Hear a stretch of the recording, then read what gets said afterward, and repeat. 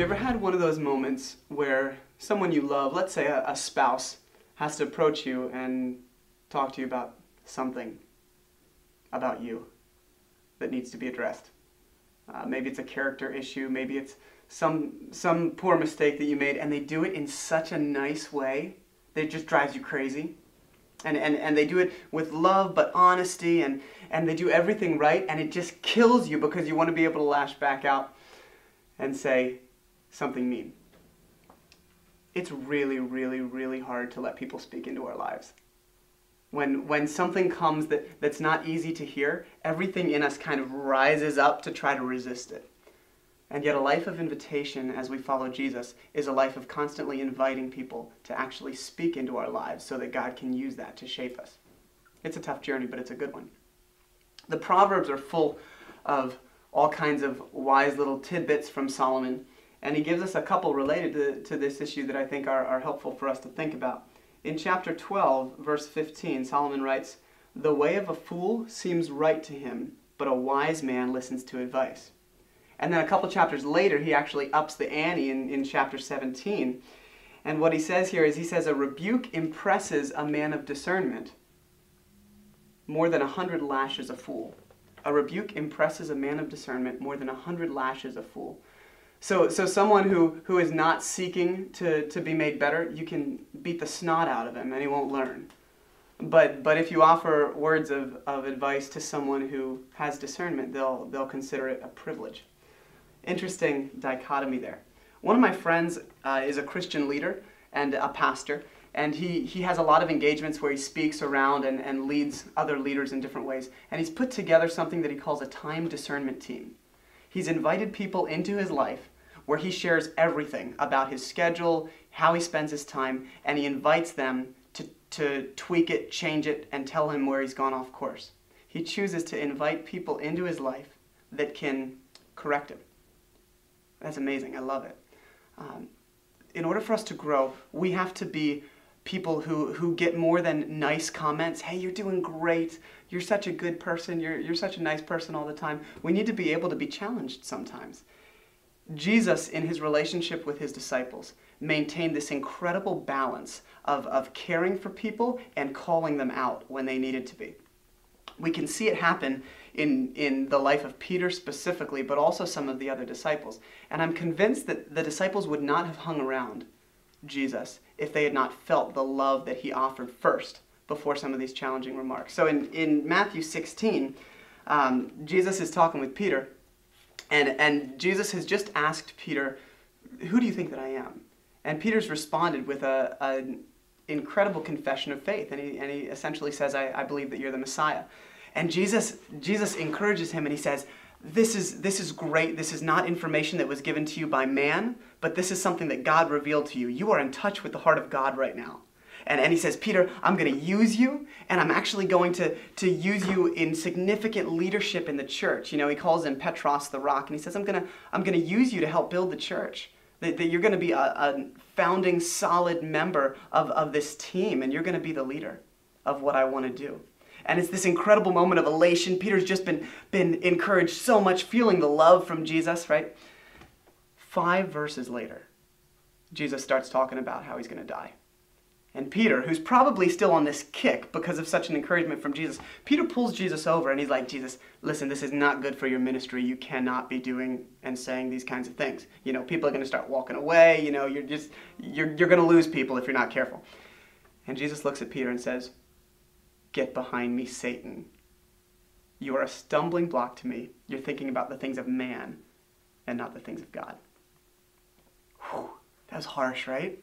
So how on earth was Peter able to continue to follow Jesus when Jesus would say something like that? It's incredible, and I think the question lies in that balance that Jesus was able to hold. And so we ask ourselves, what kinds of relationships are we seeking out? Are we seeking out easy relationships where we're always affirmed, or are we seeking out relationships where there's a healthy balance? And one way to help describe this is to look at a simple matrix. And if we look at this in an attitude of what we might call invitation and challenge, invitation being invitation into relationship where people know that they're loved, they know that they're valued, okay? And challenge being the opportunity to be able to encourage someone, call them on things, and offer criticism. If we have friendships and if we're seeking out the kinds of relationships that's all invitation and no challenge, what we end up with is we end up with a culture and a friendship that feels very cozy. So it's all like, oh, you're such a good person, you're warm and fuzzy. We get affirmed a lot, but we don't actually end up growing at all. Okay? Now, if there's no challenge and no invitation, there's nothing happening in the relationship. Now, you can go on the other extreme and you can have a friendship that has all challenge and no invitation. And sometimes I've heard some of my friends talk about difficult relationships where they've had with their father, where their father never told them that he loved them, but he always constantly was criticizing. And so you get this discouraged culture where you're constantly feeling like you're not living up to the expectations. And I think it would have been easy for Jesus, for his disciples, to feel this way had he not been so high on the value and love that he offered them, independent of how well they did. He invited them into his inner life even when they failed. And so Jesus created this culture of high invitation and high challenge, and that is what made us his disciples. All right? And so the question that we need to be asking is, are we seeking out relationships where we can have high invitation and high challenge? And are we offering that to other people? We want to be a community of truth tellers and truth givers. But at the same time, we have to be a community of truth receivers. And it is much, much, much more enjoyable to give than to receive in this kind of an area. So much easier to give advice, to give, correction, than to receive it and let it happen in us. It's not something that happens naturally. It's not something that we find easy to do. And yet throughout the scriptures, what we see is we see God working in the kinds of ways where he uses people to reveal himself and to grow all of his people, all of the disciples. And so sometimes other people are used in our lives to reveal sin, to reveal the ugliness in us, the things that are hurting ourselves and are hurting God, and things like that. And we need to be open to that to be able to receive and move forward. But at the same time, there's other times where God uses people, and he uses people just to offer a word of encouragement and a word of support and a word of love and identity of who God thinks we are and that kind of a thing. And if we're not looking, if we're not seeking those things out, we're going to miss some of the blessings that God wants to offer us too. One of the core values that our faith community has in Northern Delaware is teachability.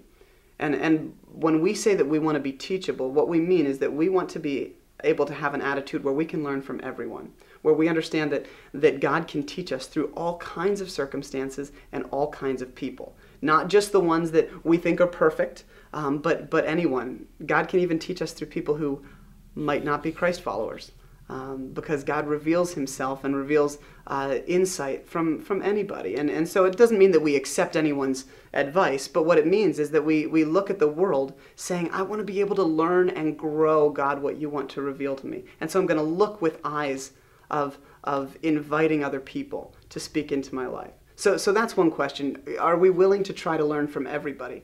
The other question that I think is even more important is, are we intentionally seeking out relationships with people who can offer us high invitation, high support, high love, and high challenge at the same time? People that will sharpen us, inspire us, that God can use to speak and transform us. And are we open to learning and growing and receiving that? So let's talk together and explore together what it means to have the courage to seek out relationships where we can let others speak into our lives in a powerful way.